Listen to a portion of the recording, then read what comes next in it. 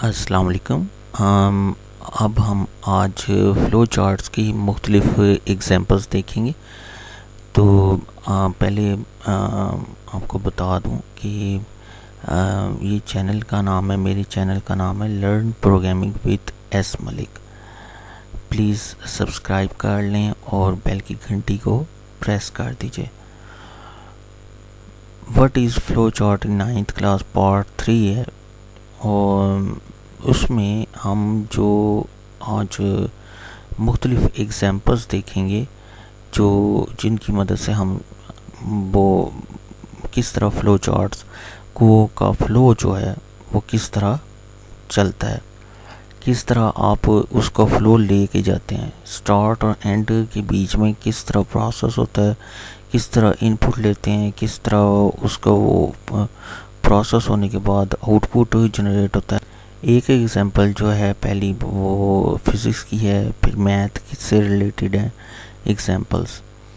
पहले हम देखते हैं, पहली एग्जांपल है to find acceleration of a moving objects with given mass and the force applied. अब इसमें जो है मास जो है वो किसी चीज़ का भी वेट हो सकता है। वेट को ही आप फिज़िक्स में वो आपने मास का वो सब्जेक्ट में पढ़ा है।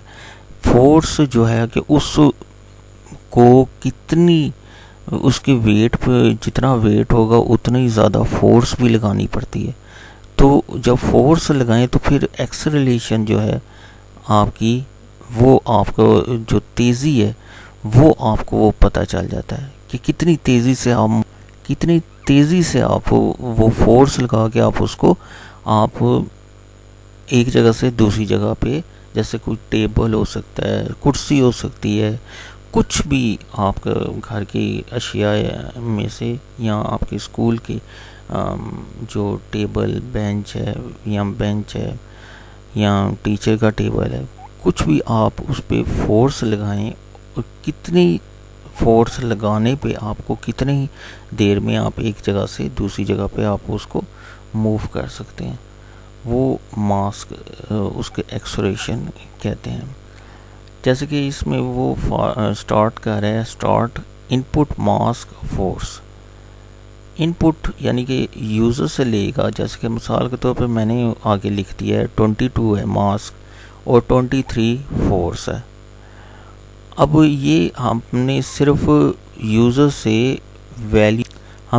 से इनपुट ली है। मास्क और फोर्स के दो मुख्तलिफ वैल्यूज़ ली हैं यूज़र से, कि जो मास्क और फोर्स की शक्ल में। फिर उसके बाद एक्सेलरेशन जो है उसमें जो फार्मूला है फोर्स और डिवाइड मास, ये फोर्स डिवाइड हो जाएगा मास को, तो फिर एक्सेलरेशन आ जाएगा 23/22। एक्सेलरेशन जो है उन दोनों को डिवाइड करने से जो मैंने वैल्यूज़ ली थी उसकी मुताबिक जो रिज़ल्ट है डिवाइड करने के बाद वो ये आता है, कैलकुलेटर की मदद से कैलकुलेट किया है। प्रिंट एक्सेलरेशन को कर दिया, प्रिंट ACC यानी कि एक्सेलरेशन को आपने प्रिंट करवा दिया। उसके बाद आउटपुट है ये, क्योंकि आपको मैंने बताई एग्जांपल के तौर पे कि इसमें किस तरह इनपुट ली जाती है और उसके बाद आउटपुट है ना, और प्रोसेस होता है और आउटपुट किस तरह लिए जाती है, इनपुट आउटपुट, और उसके बाद इनपुट और प्रोसेस और आउटपुट। ठीक है, अब हम अगले स्लाइड पे चलते हैं।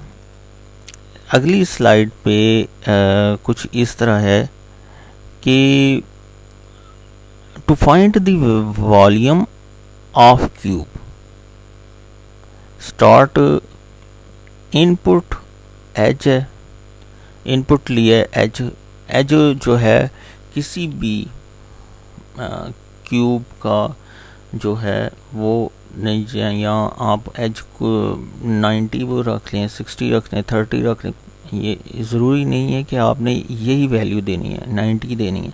आपने अपनी जो आपके क्यूब का मालूम करके कि क्या उसका एज है, तो फिर आपने वो वैल्यू देनी है।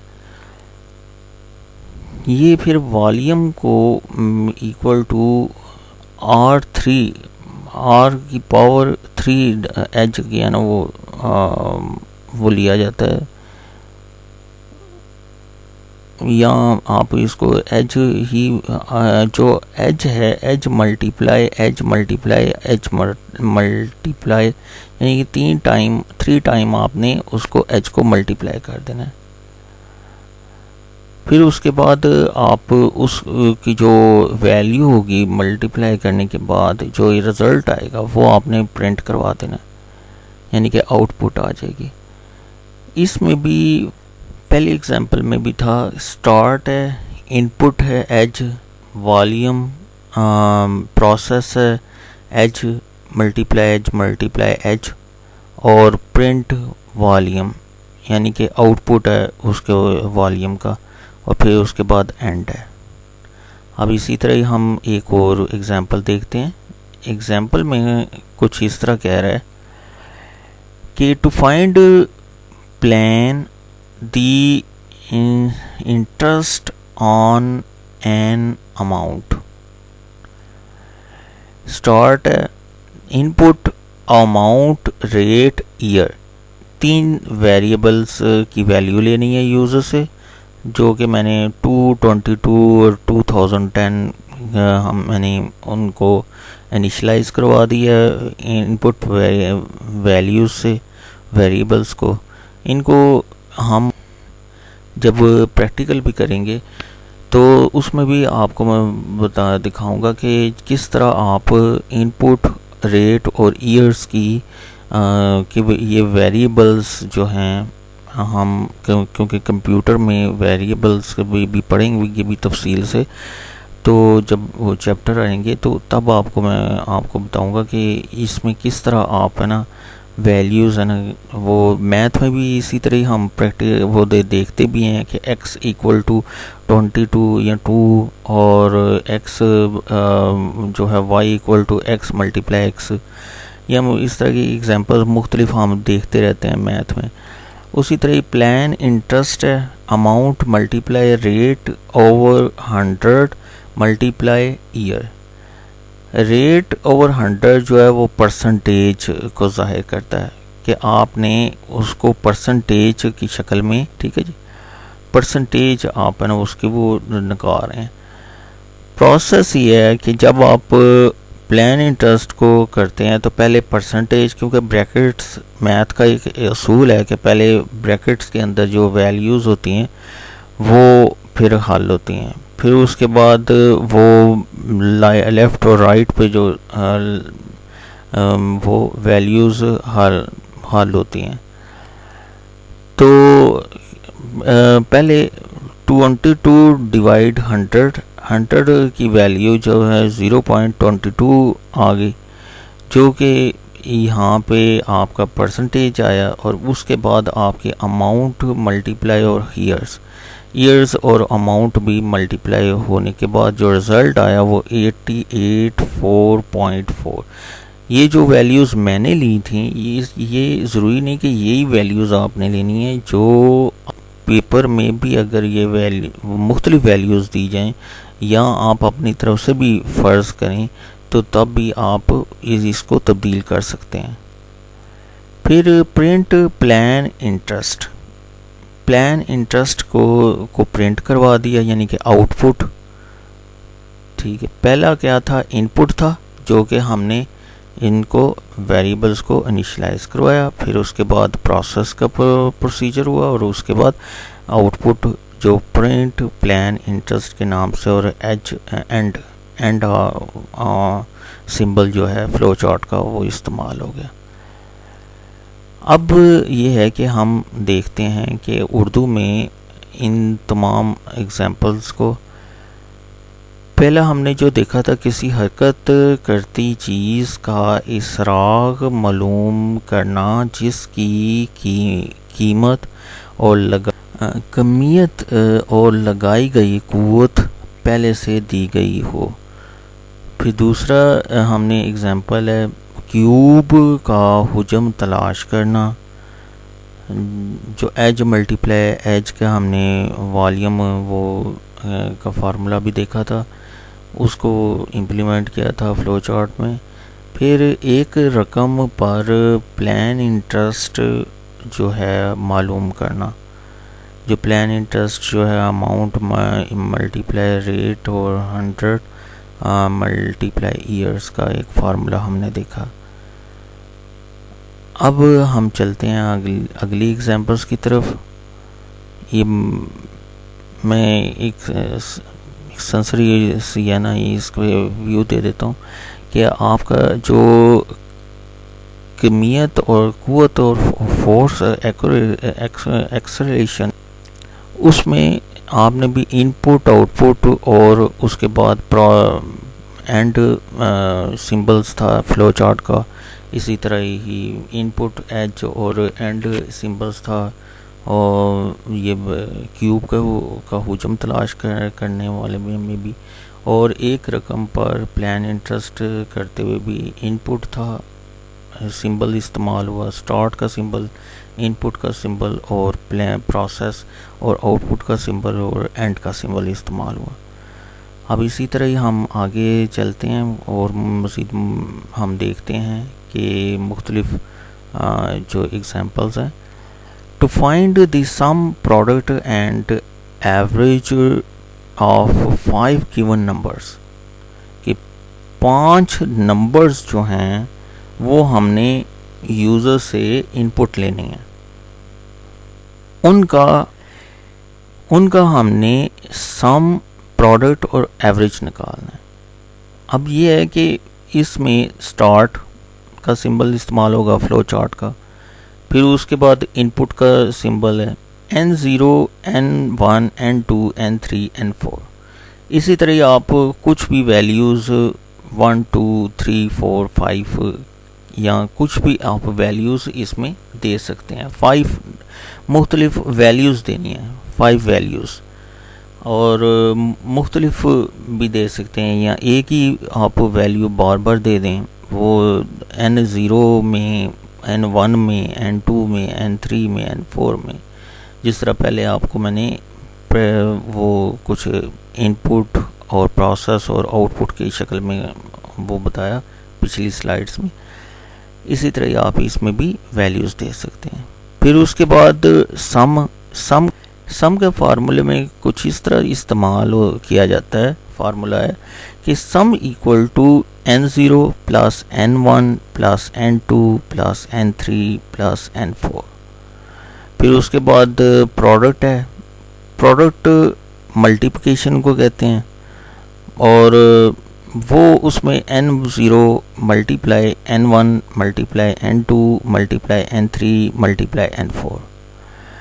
एवरेज जो होता है वो प्रोडक्ट ओवर प्रोडक्ट का जो है वो product over multiply N0 N1 N2 जो ये हमने मल्टीप्लाई किया है, वो सब का प्रोडक्ट लेने के बाद हमने डिवाइड करना है 5 के साथ। यहाँ 5 नंबर्स था इसलिए वो एवरेज निकल आएगी। आउटपुट में सम और प्रोडक्ट और एवरेज की हमने आउटपुट दिखा दी, और उसके बाद एंड सिंबल इस्तेमाल हुआ है। यानी कि इस एग्जांपल में हमने प्रोडक्ट, एवरेज, सम, प्रोडक्ट और एवरेज का एक जो प्रैक्टिकल है वो हमने इसमें फ्लो चार्ट की शक्ल में हमने उसको फ्लो की शक्ल में दिखा दिया कि भाई इस तरह स्टार्ट होगा, स्टार्ट का सिंबल इस्तेमाल होगा, फ्लो हमारा मेरा, और फिर उसके बाद इनपुट का सिंबल इस्तेमाल होना है।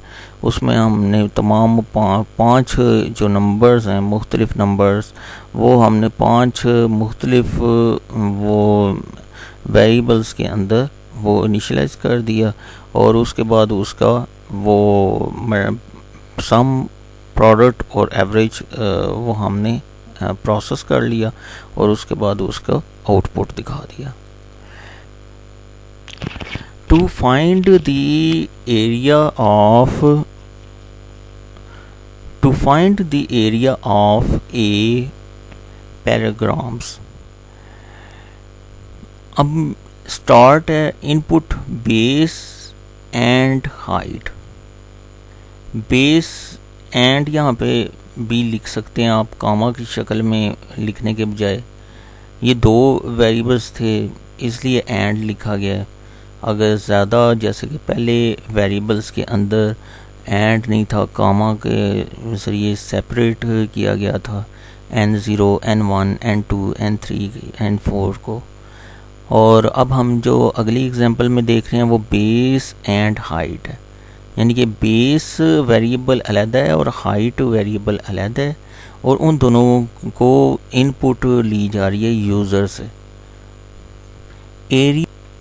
एरिया जो है बेस मल्टीप्लाई हाइट है, और फिर उसके बाद प्रिंट एरिया। आउटपुट की शक्ल में हमने प्रिंट करवा लिया एरिया को, और एंड सिंबल इस्तेमाल करके आपने ये एंड कर दिया इस पूरे प्रोसेस को।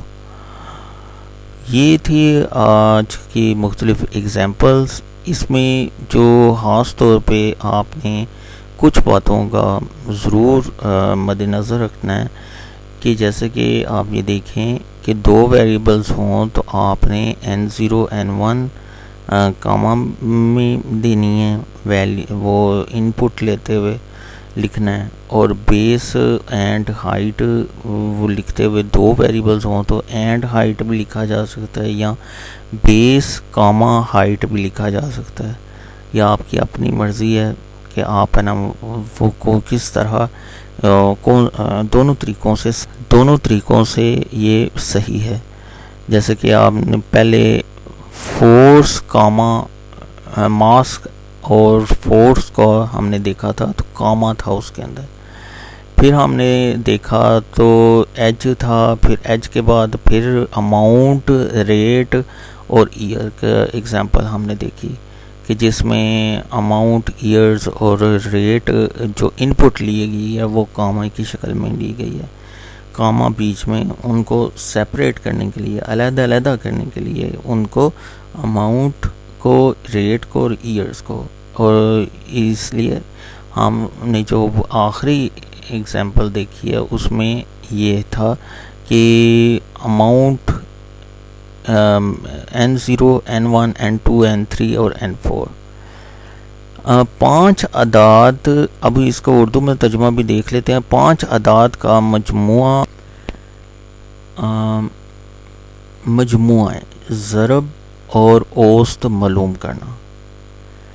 और दूसरी एग्जांपल थी एग्जांपल नंबर 6, मतवाज़िल अज़ला का रकबा मालूम करना।